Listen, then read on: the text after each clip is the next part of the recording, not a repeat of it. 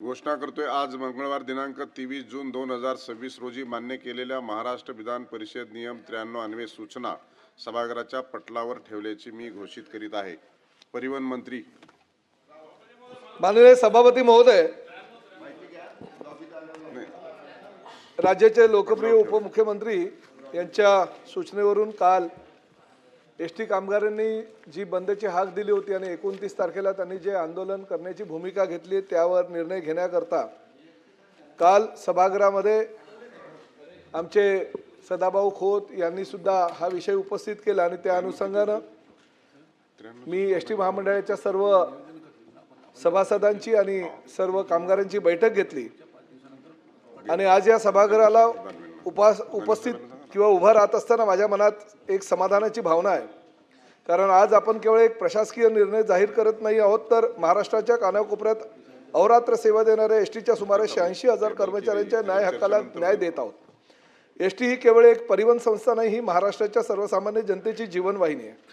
गेली 8 दशके लालपरीने शेतकरी, विद्यार्थी, कामगार, महिला, ज्येष्ठ नागरिक आणि आदिवासी व दुर्गम भागातील लाखो नागरिकांच्या त्यांच्या आयुष्याशी जोडून ठेवलेले आहे।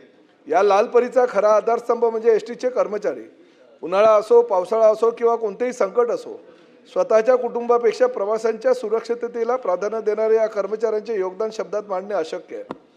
याच कर्मचाऱ्यांच्या अनेक वर्षापासून प्रलंबित असलेल्या न्याय मागण्यांबाबत शासनाने अत्यंत सकारात्मक भूमिका घेतली आहे।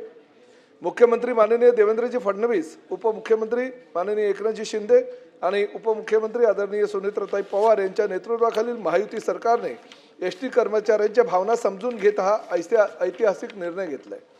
मला या सभागृहाला सांगताना आनंद होत आहे की राज्य सरकारी कर्मचाऱ्यांप्रमाणेच एसटी कर्मचाऱ्यांना महागाई भत्ता 53% 58% करण्यात आलेला आहे। घरभाडे भत्ता 8, 16, 24% 10, 20 व 30% आणि वार्षिक वेतनवाढीचा दर 2% 3% करण्यात आलेला सभापती महोदय। या निर्णयामुळे एसटी महामंडळावर सुमारे दरमहा 45 कोटी रुपयाचा अतिरिक्त भार पडणार असला तरी कर्मचाऱ्यांच्या न्याय हक्कापुढे हा खर्च गौण आहे। कारण कर्मचाऱ्यांचे मनोबल उंचावल्याशिवाय एसटी अधिक सक्षम होऊ शकत नाही।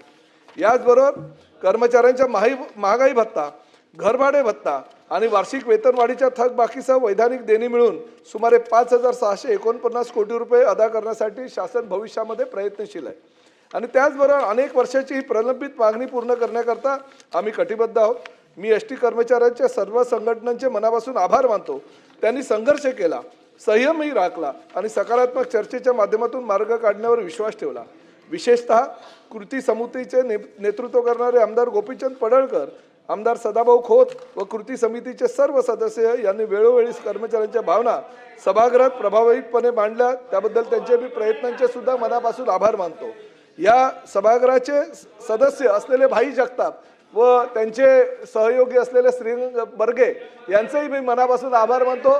सचिन भाऊ आपलं तर जास्त आभार मानतो, कारण ज्यावेळेस बेस्टचा संप आम्ही मिटवला, एकनाथ शिंदे साहेबांच्या माध्यमातून आम्ही ती बैठक घेतली, त्या बैठकीचे नेतृत्व सचिन भाऊ आहिर आपण करत होता, त्याचा मला अभिमान आहे। आणि त्यामुळे आपल्या ह्या सभागृहातील सर्व सदस्य बेस्ट कामगार असू द्या किंवा एसटी कामगार असू द्या, सर्वांसाठी गेली अनेक वर्षे आपण झगडताय आणि त्यामुळे महायुती सरकारच्या माध्यमातून ह्या सगळ्या निर्णयाची अंमलबजावणी होते।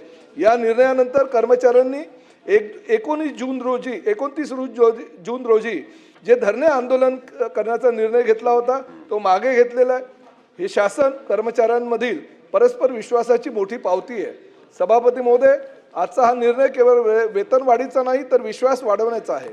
निर्णय केवळ आर्थिक नाही तर मानवी संवेदनाचा आहे।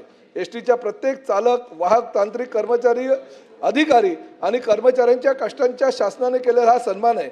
आपल्याला ही कल्पना आहे की सभागृहातील आमचे सदस्य दरेकर साहेब यांचे वडील सुद्धा एसटीचे कंडक्टर होते, त्यामुळे एसटीचा विषय ज्या वेळेस ह्या सभागृहामध्ये आला ते सुद्धा आपल्या भावना ह्या सभागृहामध्ये व्यक्त करत असतात आणि त्यामुळे ह्या सभागृहातील सगळ्या सदस्यांच्या भावनांचा आदर करून आम्ही हा महायुती सरकारनं निर्णय घेतलेला आहे। आपण सर्वांनी मिळून एसटीला आर्थिकदृष्ट्या सक्षम, आधुनिक आणि प्रवाशांच्या विश्वासाला पात्र अशी संस्था बनवायची आहे.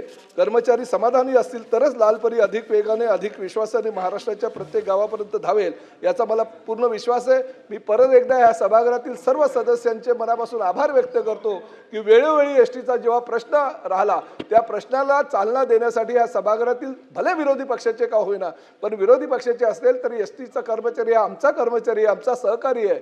या भावना आमच्या कुटुंबातील एक सदस्य म्हणून आपण सर्वांनी जो ठेवला त्यामुळे एसटीला प्रगतीपथावर घेऊन जाण्यासाठी मी प्रयत्न करतो आणि त्या पाठीमागे आपण ठामपणे उभे आहात याचा मला अभिमान आहे. परत एकदा या सभागृहातील सर्व सदस्यांचा मनापासून आभार व्यक्त करतो.